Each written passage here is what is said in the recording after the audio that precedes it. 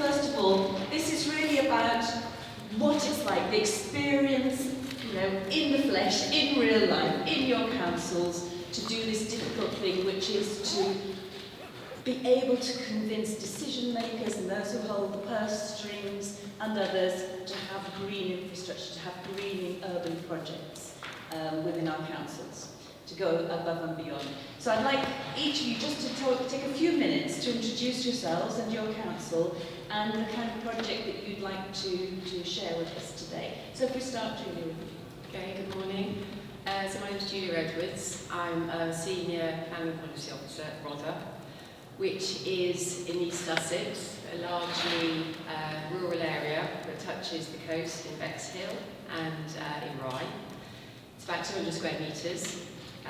It has about a population of about 97,000 people, as you read all this on the train this morning, and but half of those live in Bexhill. So we have one kind of main urban area, which is Southend-on-Sea. So structurally, with the council, we have had a restructure recently, which led to, we are now working with the Directorate of Place and Climate Change, and that was really kind of due to the climate emergency that we declared, like many other local authorities, in 2019. We have, funding-wise, we now have our SIL funding, which is, we have 20% now ring-fenced for climate change projects. This is for the Climate Emergency Fund, and those allocations are made, or that funding is distributed by a climate change steering group, which is made largely up of, well, mainly up of councillors, of our kind of lead members. And for example, the kind of project they might be looking at is putting solar panels on all the village halls across Rother district. We are at the moment in the throes of a local plan review. My job mainly is neighbourhood planning, but it's all hands on deck for a local plan review, which, as most of you probably know, is quite an intensive, involved piece of work. Our local plan aims to be green to the core. We'll have, you know, climate action underpinning pretty much all of the topics throughout the plan, from housing to infrastructure and obviously biodiversity. We are, I think, would you like me to talk about the project now? Yeah, just briefly. So we kind of got involved, we were kind of interested to see how the business model worked for a scheme that I think we're looking at this afternoon at site, which is Coombe Valley Nature Park, in order to, we weren't entirely sure at the beginning how it was going to... So I think just describe the park, that's all. Okay. So Coombe Valley Nature Park is a nature park. It sits between Rother District and Hastings St Leonards, which is where I live. And it is largely, it's a park of about, I've written it down, 136 hectares, and largely used at the moment by dog walkers, and there's quite a lot of sports. Underutilised, I think you probably would say. It was started up but groundwork, created a master plan for it with 3 phases several years ago, probably about 10 years ago now, which stalled because of council funding and austerity, so it's just been sitting as a master plan. We thought this business model would be a good opportunity to look at the different phases that groundwork produced and to be able to see how we could uplift them. And really use that. We've got a very green cabinet at Rother, very supportive, but in terms of any funding and how we really had to kind of, I suppose, work with the community interest company that now run the park and work with them to see how we can improve that area. Thank you. That's really, really interesting. So one of the changes, you know, to come on the back of the climate emergency, have they also declared a biodiversity emergency, or has it been linked as part of the climate emergency? No. It's just in currently. Yeah. Okay. Good. And Alex, Southend. Yeah. Hi. So yes, I'm Alex from the South Hams District Council. My title is actually Green Investment Manager, so quite interesting. I sit within the Economic Development and Commercial Investments team. I'm mainly focused on developing business cases for a range of kind of green energy projects, and also looking at green infrastructure projects as well. So obviously the business model was really interesting to me. The project that we looked at to kind of utilise and try out the business model was a recent acquisition that we made at Camborne Business Park, which is also where our South Cam kind of HQ main office building is based as well. So it's a 55-acre kind of a commercial business park. It's got tree-lined avenues, it's got some lovely ponds, it's got a green area to start off with. However, we wanted to look at, because we have more agency over that particular area, we wanted to look at how we could do a green infrastructure project to kind of complement what's already there. There's also a vacant plot that we have that hasn't been built out for commercial use as well. So we wanted to look at how we would build out that particular plot, and also look at what measures we might include from a green infrastructure perspective. So yeah, really enjoyed kind of playing around with the model and seeing how it worked and testing out things. Thanks very much. And Jo? Hi everyone, I'm Jo Gay. I'm Head of Climate Change at Southend City Council. I joined the council in late September of last year, so like Paul Rabbits who spoke earlier, I'm still relatively new to the council, but the remit is the widest, broadest remit for climate change, so it includes mitigation obviously, but also adaptation and resilience. Southend as a borough, as a city, it's got about 180,000 people. It's quite densely populated, and we have about 7 million visitors to the city every year. So there is a real kind of balance stroke conflict between the carbon mitigation, adaptation, resilience programme and a great need for growth, including what's coming through with our new local plan that's being developed with Claire, who's here. In terms of structural changes in the organisation, I think my appointment has been quite a change for the organisation. It gives officers, but also other managers, an opportunity to kind of funnel their requests that are climate related through me, and theoretically I have a platform to make a change. It's not always easy, especially with the financial challenges that I think all boroughs are facing at the moment.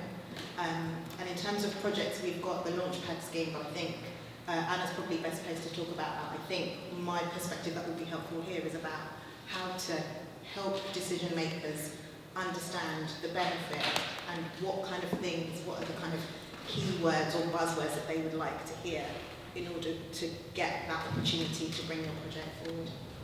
Thanks so much, Jo. And I'd like to go back to you, Alex. So we've heard from the others that they're doing a change in terms of the structures within the organisation as well. So we've got the Head of Climate Change, that's a new role that's been sort of fitted in. We've also got this new position of fascinating Head of Place in climate change. Have there been any changes as well in South Cambridgeshire District Council in terms of... So not so much recently. I would say my post, I think, is probably quite a distinct post. So yeah, Green Investment Manager. I don't think there's probably many local authorities that have that post. So I think that was something that was new and that came out of off the back of the kind of climate emergency declaration that we made. And I think it provides me an opportunity to be close to some of those decision makers around the financial aspects. You mentioned, touched on that. So I think it's quite a well-placed role to kind of tackle some of those challenges around how you interpret and how you make decisions, financial decisions on green projects as well as or kind of multidisciplinary projects as well. So yeah, that's been a significant change. So the Coombe Valley Countryside Park, the master plan was developed by Groundwork a good 10 years ago now. What's Groundwork, sorry? So Groundwork is Environmental Trust. They used to be nationwide. I think Groundwork London is probably the main office now. And they developed a master plan in 3 phases, but it hasn't moved at all. So the phases are in the 3 phases. I think the project later says the first of 2 years, and then up to 7 years, and then 7 years and beyond. A large part of the site is landfill, and so the hope was that when it got to 7 years, that landfill site would be ready to be used in a recreational way. It looks now like that won't happen because of gas, and there's gas escaping, and the land is unstable. But even so, that was the end of the project, but the project hasn't started yet, and that is because there just isn't the funding to get that project going. When you talk about having green investment then, Alex, where's the funding coming from? What are the sort of revenue streams or reserves or whatever? What do you... Yeah, so for us as a council, and I don't know if this is a common thing that others do as well, but we actually we retain the business rates from renewable energy projects across the district. So we retain that income to use on climate change and environmental projects. So a lot of our own estate and operations projects have been financed from that reserve. But also we are looking at how we access a whole range of finance. So again, don't want to go too technical into finance, but obviously there's been quite a lot of change in terms of public works loan board funding and kind of borrowing at the moment. So we are kind of exploring different options. And again, that's why it's really important to have a kind of business case and business model information that helps play to different audiences, especially if we're looking to tap into maybe green finance options, social lending, green borrowing, that kind of thing as well. So I think this is, it helps to kind of make the cases for those particular funders as well. Thanks very much. And Jo, for you in this new position, what do you find are the things that are helping you, that are enablers for you in your role, but also perhaps what are some of those challenges? I think one of the enablers is just the groundswell of support that we have kind of outside of the organisation and internally. I've been working in local authorities for close on 20 years, and starting as a planner with an environment specialism 20 years ago, we were still talking about the benefits of biomass, and it was still quite niche, whereas now it's very mainstream. So I think that across the piece corporately, there is an understanding that this is important and it's something that needs to be dealt with, considered, incorporated, embedded. Having said that, I still think that the level of understanding and education across organisations is a challenge. And I think risk appetite or lack of is also a significant challenge. So you'll find that the boroughs that were historically doing well in green and environmental areas are doing better now, and there are a lot of other boroughs that need to catch up. I think climate emergency declarations are great, but they're not statutory or regulatory, so you can pluck a number out of the air and say, this is what we're going to do, without really looking at the evidence behind what that means financially in terms of work or resources, etc. I think that finance is a big challenge, especially for local authorities who have got lots and lots of other challenges. How do you balance the need for social workers versus a green roof? That's often what it's kind of brought down to in kind of very binary terms. And I think the importance of being able to demonstrate value or to quantify value is really important. There have been tools, across my career that have been used to support this. But I think as much as we potentially don't want to think in terms of numbers, demonstrating financial value is going to be really important moving forward. I think it's not enough to say, it will help reduce childhood obesity and people feel better in age, and we need to be able to pit against, the need for more housing or the need for, better children's social services, etc. Good. And Julia, do you think that, the tide is behind the kind of things that you're wanting to do as well within the council? Yes, we've got full support from our members. We've got the climate change steering group who meet every month and kind of come up with proposals for projects that still, like I said earlier, the still funding will support. And I think, we do have a kind of, I don't think it's a given that the kind of green thread that's going through the local plan. We have to do, a fair amount of consultation to make sure the kind of residents and the communities are on board with that. And obviously funding and the strains on funding at the moment are going to contribute to people's concerns about where that money is going. But internally, we've got a green group that started with Rother. We've just joined, we've got a meeting with UK 100, which an environmental group, so we can network with other local authorities, and that's all supported. That's supported by our members, and we're also a member of the UK Green Building Council. So we try, there's a groundswell. We try, we are kind of getting involved and doing as much as we can to kind of be involved in a larger network to kind of tap into other people's ideas and other people's experience, but also so we can kind of spread that message within the consultations we're doing. So, that, you know, from the Local Government Association, what I know is we've got over 95% of local authorities have declared a climate emergency. Less than 15% have declared an ecological or biodiversity emergency, or made mention of the ecological part within that climate emergency. And what we're doing with the Nature Smart Cities is we're looking how, you know, obviously there's the carbon sequestration, resilience, adaptation pieces, but there are these other values that come out of the ecosystems and biodiversity. How do you find that within your councils, pushing that agenda? So you've got the climate change. How are you finding bringing this greener infrastructure piece? Alex, I don't know. Yeah, sure. So, yeah, I mean, I think like a lot of organisations, we traditionally kind of focused on that zero carbon strategy first of all, but our doubling nature strategy came afterwards quite quickly. So we do try and look at both aspects, and similar to Julia, we have agreed to our core kind of member group, officer group, and we are trying to make sure that our projects are not just energy focused, not just climate change focused, but also pick up some of the kind of biodiversity, the green infrastructure side as well. So when they can be, we try and do that integrated approach, but also looking at kind of specific biodiversity projects as well. So yeah, we're trying to kind of look from both perspectives. And so you mentioned that this is the Camborne Business Park.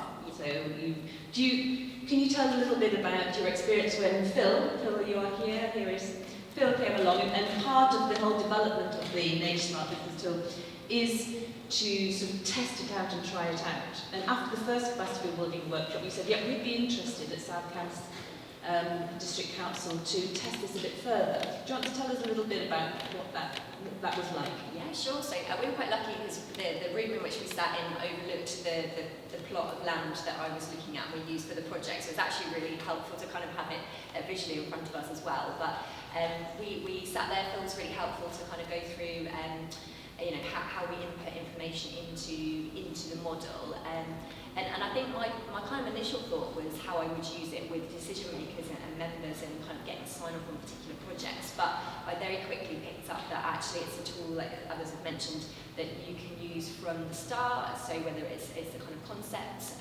or kind of early stages of planning a project as well, I think is really important. Yeah, how much do you want? What else? Yeah, and so what was your perhaps the sort of biggest learning from it in terms of the challenges? So biggest learning, I would say, kind of biggest learning for me, I guess, is around, well, I'm a multidisciplinary, so I've not got a particular specialism in one area, and I actually found it quite useful for that because it went across a whole different range of kind of technical areas. So for me as a kind of self-proclaimed generalist, I actually found it really useful from that perspective because it did kind of pick up. I could use it very easily to kind of look at a whole range of things. So that would probably be my kind of initial kind of thought on it. And what were you trying to do with that plot? So we would be building. We're planning thinking about building out a kind of commercial property in terms of a range of kind of units for the kind of offices. So it would be lab-based, but perhaps some offices as well. So, however, it's the current site has been vacant for such a long time. It's actually a really green site. And so you're getting rid of a rewilding site? Well, yes, and that was the kind of interesting thing for us is about, you know, plotting that baseline, being really honest about what that baseline actually is, and then kind of looking at the project, you know, the built part of it, and then looking at the other kind of environmental aspects that we could put on the green infrastructure aspects. And it's setting within the wider park as well, so some of that cultural ecosystem services stuff was really interesting for us as well, you know, to kind of entice people back to work in a building and collaborate in a building means actually you need to have a really nice atmosphere for them to work in and go to work. So yeah, it was really interesting to kind of... So the business tool helped you look at those cultural ecosystems? It did, yeah. So you know, traditionally we haven't thought about food growing. I think was one of the things that came up in terms of planting and looking at that as a part of the project. But actually, yeah, maybe we could look at that to kind of have an employee benefit. You know, it was really interesting to kind of add different parts into a project that we haven't thought of. So kind of, as going back to Vita's presentation, that tweaking a bit of the inspiration and the looking sort of the integrated part of it, looking across. And Julia, you also had a similar experience. I think Phil came along before the first workshop, wasn't it, as well, I think, to do the demonstration. And Absolutely, yeah. Bill came to Rother after the first workshop. We said we'd like to have a look at Coombe Valley Nature Park. We had a lot of fun, kind of putting in the data, and kind of, just interesting to see the different variables. So you're kind of putting things in, taking things out, and the kind of impact that has on the end result. I was speaking to somebody earlier from the Wildlife Trust, which was almost like a little bit of information. It's a dangerous thing because I thought we'd, by putting extra water, I think that kind of eradicated quite a lot of the insect population from fish eating everything, and that was quite interesting to see how things, the impact of different proportions, I guess. But then the only issue that we had is that it's an IT issue, and that IT is great when it's working, but when it isn't, we haven't been able to enable the macros on the business model. So hopefully today we'll be able to resolve that. So we've had quite a few people looking at it, and IT have kind of given it the thumbs up. But there's still no sign of the Nature Smart tab. So I'm hoping today we might be able to have a look at that, and then we can use it in the future, because we are keen to use it and kind of take those phases of the Coombe Valley Park further. But at the moment with Phil, we just looked at phase 1, so we looked at the benefits that we could create from the first phase of the master plan, and now we've got 2 more that potentially we'd like to look at to see how that pans out. Good, thank you. And now I'd like to, does anybody have any questions for our panellists here? Things that, yes, good. And I'll pass the microphone to you. If you just say your name and your organisation. Hello everyone, I'm Seb Dunnett. I'm the ecology lead in the climate unit at Hammersmith Building Council. Bit of an old brag, but we're one of those 15% of the councils that have done their ecological work as well. I had nothing personally to do with it, so well done them. But is it good to be part of an organisation? It is good, yes, yeah. So well done them, I guess. So my question is to, Julia. 80, I think something like 80% of buildings we need by 2050 have already been built, and a problem I have talking to my own planning officers is that there's a focus on green infrastructure for new developments. It's all about how we're going to introduce it in new developments, and what I really want to make more of a thing is ecological retrofitting. And I was wondering, you were saying you were redoing your local plan. Has there been any talk of that? Do you know how we can probably push for that in the same way as insulation?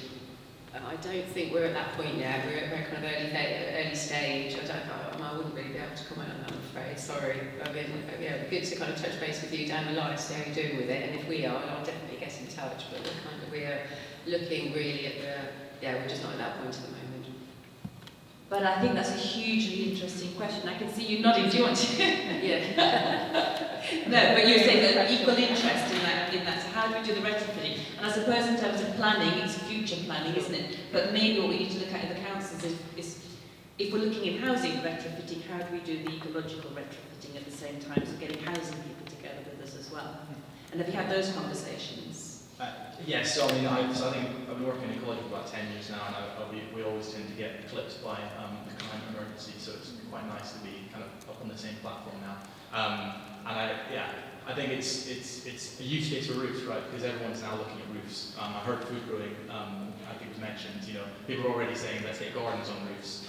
Let's get solar panels on roofs. Let's get everything on roofs. So it's about trying to assess what the right use of the roof space would be. So I've been talking with officers in the council as to what are the parameters within which is the best option for each. So, if there can't be solar panels up there, could we think about green infrastructure? If there can't be green infrastructure, could we think about food growing? Fascinating. That's really, really good. Do we have any other questions? Yeah. It's quite similar, but... No, it's good. Your name and your... Tim Simpson, West County Council. Alex, I was going to ask you, along similar lines really, how you balance out the delivery of green infrastructure versus sustainable energy? Because certainly we've seen within our organisation lots of shift towards retrofitting sustainable energy, partly I think because of the fact that it has immediate payoffs, whereas GR is much longer term.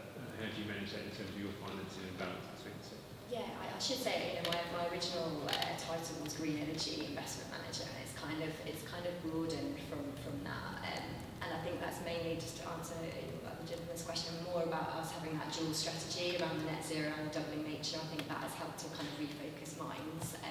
In terms of the business cases and the kind of drive to do greener projects as well as the energy side of things, I think it's still, I'd say it's still early on in those discussions. You know, the focus has been on, okay, we've got a site, yeah, straight away we look whether it's suitable for solar, that kind of thing, and that's almost like the kind of has been the default position. I think it's about trying to change that narrative internally. So, for example, I'm working really closely with the planning team and looking at our strategic Cambridgeshire's green infrastructure strategy as well to try and look at how we hook into that. And I think this business model tool is one way of trying to kind of quantify and bring in that financial speak in terms of how you would quantify that into a business case. So I think there's so much information around the financial benefits from energy projects that it's quite easy for me to kind of build the business cases for that. And what I'm trying to do is make it as easy to understand when it's maybe a complex project or it's a combined project, looking at energy and also the green infrastructure as well. But I wouldn't say we're fully there yet, but I think it's just about trying to write it, the kind of business case in a language that is kind of elevating some of the benefits of the kind of green infrastructure side, so that again it's that wide discussion around land use and what, you know, we can't just have it all full of solar panels. It does actually, we need to think about what we need to use that land for. So again, it's a bit of internal education around understanding how we're going to prioritise sites for different uses. So I wouldn't say we're there yet, but it's an ongoing conversation. So it's very interesting hearing you talk about the green infrastructure strategy, which is part of when we're reviewing the local development plans. And so maybe that's an area, you know, where you can look at connectivity with gardens, with these allotments, and the things that not normally the SSIs or the nature parks, you know, that are designated areas, but actually increasing that to be more of these opportunity areas. I think now we're talking about this connectivity in urban or peri-urban areas. Yeah, and I was just going to add that the other kind of hook or angle that I'm kind of going for when I'm writing the business plans is around that kind of landscape recovery and kind of almost like a balance from the growth agenda and the kind of growth messages around kind of housing, big developments, and how you actually help parts of landscape recovery. And that's the kind of angle that I've been looking at to play in some of the business cases, and then using like the business model tool to almost try and quantify the benefits of that message. So yeah, trying to kind of give them equal status. Julian, what about this subject, Joe, in terms of the balance, this balance between climate and the green infrastructure side? And obviously they're now inextricably linked, but how are you finding that? I think it's an interesting one because I think there was a time when green infrastructure took precedent over sustainable energy, so it's a very kind of cyclical move, and I think to encourage officers who are struggling with finding opportunities to retrofit their green infrastructure, in the same way that on the energy side we really had to make the case. I think that's really kind of where we need to be. Energy is definitely kind of front and centre in everyone's mind because we have these very set targets, but I think there is equally an opportunity for officers to really go back and say, this is the actual benefit, these are the opportunities, and really kind of set it out step by step for decision makers so that you can really be clear about, notwithstanding the need to reduce energy for the climate emergency, etc., there is also an opportunity and a need to do this as well. And so I think there's an important part that Parks team, however they're configured, need to play in this role, because working with Paul, and we're relatively new to Southend, but we've already got a game plan set out in terms of what the park strategy will say and what other policies that fall out of it will say, which will develop into an adaptation and resilience piece. So I would say don't be discouraged, but kind of think about what is it that your energy partners are doing, and do a similar thing but on the infrastructure side. And I think there's opportunity for both. Good, thank you very much for bringing along that adaptation resilience piece, which is coming from the green side. And any other questions that you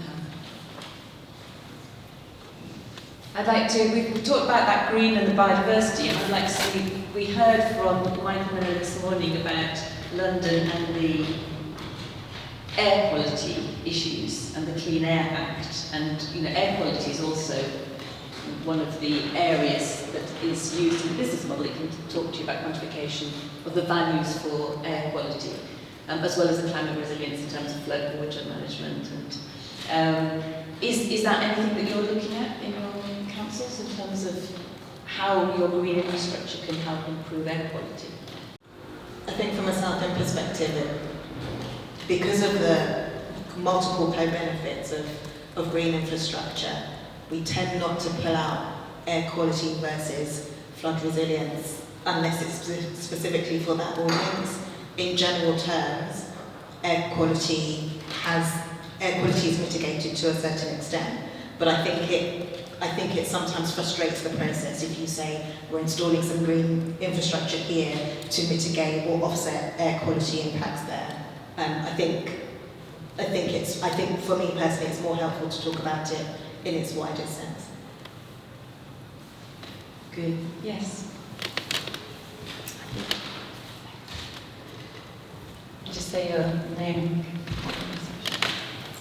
Hi, I'm Alex. I'm at Imperial looking at green infrastructure for a thesis at the moment. And I was just interested in what you said, Joe, about you don't pull out the different types of benefits or mitigations that you're looking at when you're planning green infrastructure. So how do you know the best places to put the infrastructure in that case? So I think it really depends. So if we talk about air quality specifically, air quality isn't a static thing. So in Southend we've got 2 air quality focus areas. So if I put green infrastructure in an area that isn't in that air quality focus area, it still has air quality benefits. So if I were to make decisions based on this piece of green infrastructure is specifically for air quality as opposed to this one which is specifically for flood resilience, it can minimise the co-benefits that we get.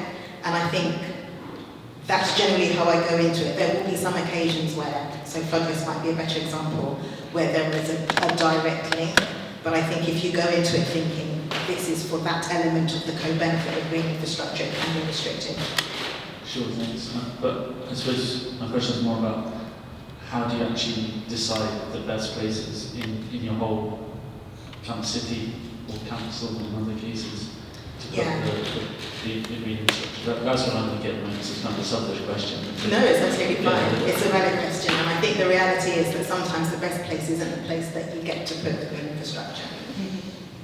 So it's about where is the opportunity as opposed to where is the best place, because from an authority perspective, you know, if there is a site that would be amazing for green infrastructure, it's probably also amazing for housing and some other commercial development and some other things that are, you know, been planned or promised, etc. So it would be amazing if we could do things in the best place, but I think the reality is that we put the green infrastructure where the opportunity is. And I think the more dense and the more urban your borough is, the more difficult it is to put things in the best place when, as an authority, you've got lots of other strategic objectives that you have to deal with as well.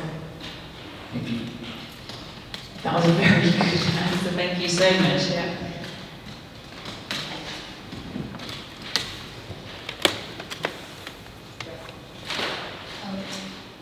Thanks everyone for those discussion points. It's been really interesting. And you are? Oh, I'm Alex Collins. I'm a lecturer in Imperial College. I've been involved with the Nature Smart project.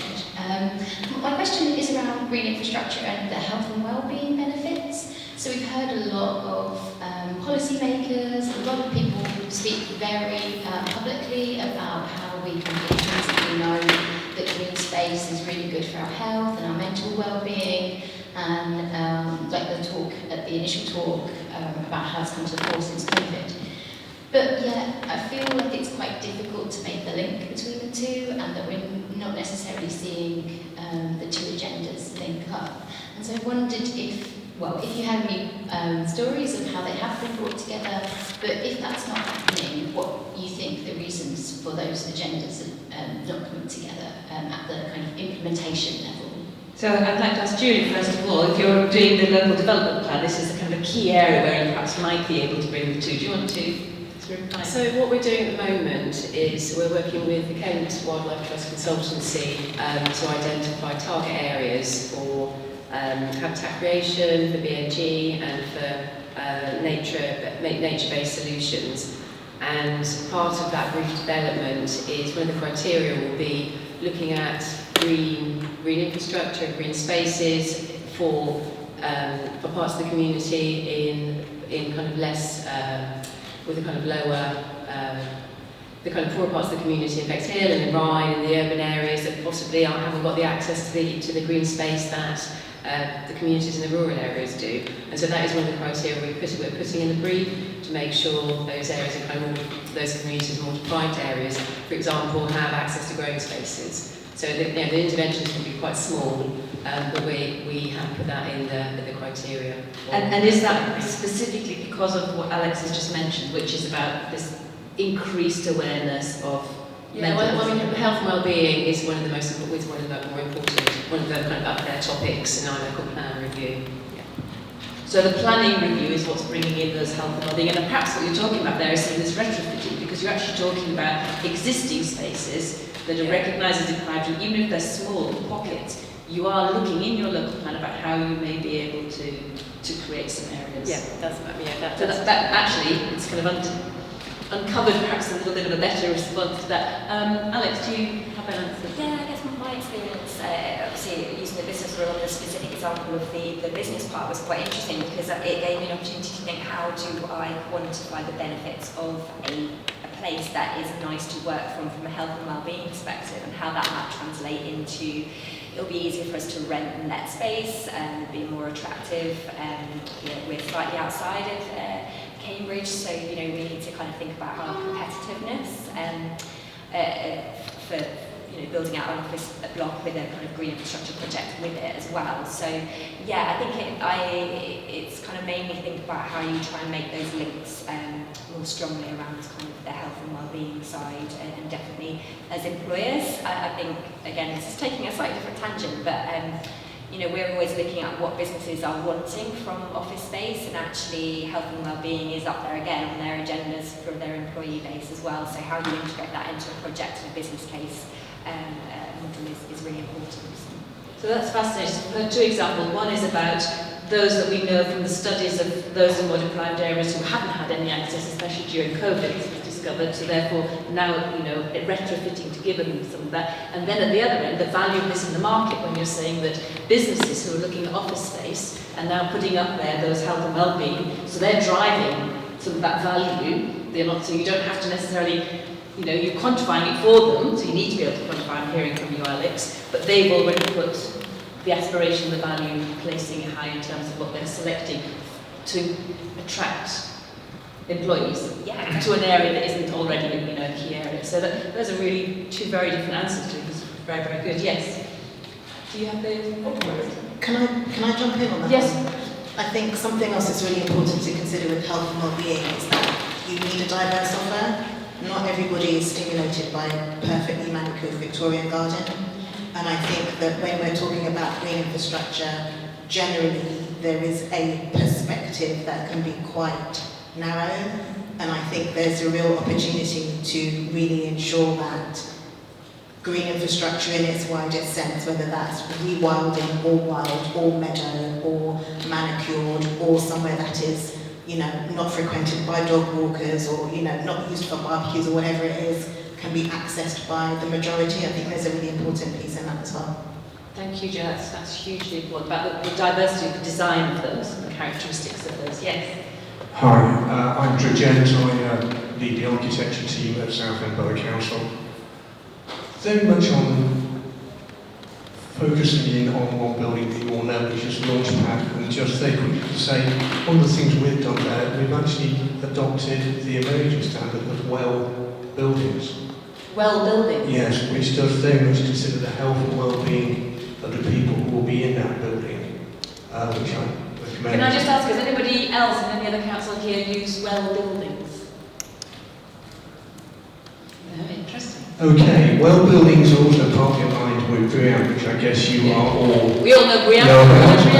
We are not getting an outstanding on the law for BRIAM, just to get a plug in there for it. But well buildings considers air quality in the building, it considers water quality, it considers the outside space.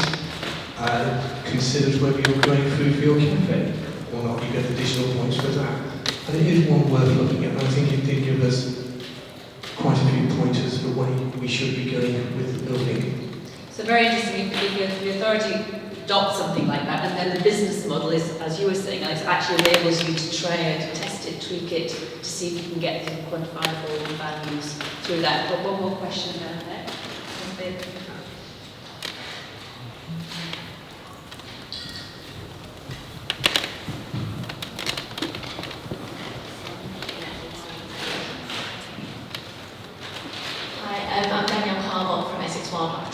Just a really quick question going back to wellbeing. In sort of green infrastructure projects that you've been part of, obviously we're talking a lot about doing things for a community, for the local residents. Have you had experience of involving them further within that green infrastructure project, obviously off the back of the business model, looking at them taking leadership over the work that's going on, or looking at them being involved in this decision making further than consultation? Has anyone had any sort of experience of that out of interest? Really nice question. Who would like to answer that one? I've not done it through the business model, I've done it on other projects then. Good, yeah? Yeah, we've not used that for the business model, the example we use for the business model yet, but I can see it as a useful tool within as employee engagement on the kind of commercial side. Yeah, and I think with the Coombe Valley Park, we anticipate kind of working with the community interest group company and kind of involving them as the business model develops. In helping kind of adapt the design of it. Yeah, absolutely. Yeah. And obviously you think that's a very important. Yeah, it's an interesting way of going about it because it's looking at that sort of bottom-up approach rather than looking intrinsically at what the residents need, actually working with them, what they need in terms of saying, obviously with wellbeing, there's a broad amount of things people need for wellbeing. It's not just that sort of, this is the solution, that's your answer. There's a lot of things out there, so it's just listening to all the examples, whether the residents are part of that project and leading that project. Obviously, also on the back of that, in terms of if you're involving sort of local community groups, there is also funding in that respect as well. That's a huge sort of potential in terms of if your community is leading it, they can actually get funding that way themselves and it being led by them. So the green infrastructure really is part of the community rather than a sort of ad hoc bolt-on. Thanks so much. I think you brought in a really good point about the business model, which is, it's forcing you, as well as you'll find out this afternoon, to look at the importance of some of these values and the prioritisation of them. Because in the end, you've got competing demands. And so you've got to make some choices as well. And so you're having to look at how to prioritise them. If you've therefore got you've got perhaps some elected members or you've got the community members, it's a way then of sort of balancing those out and prioritising them and seeing what comes through.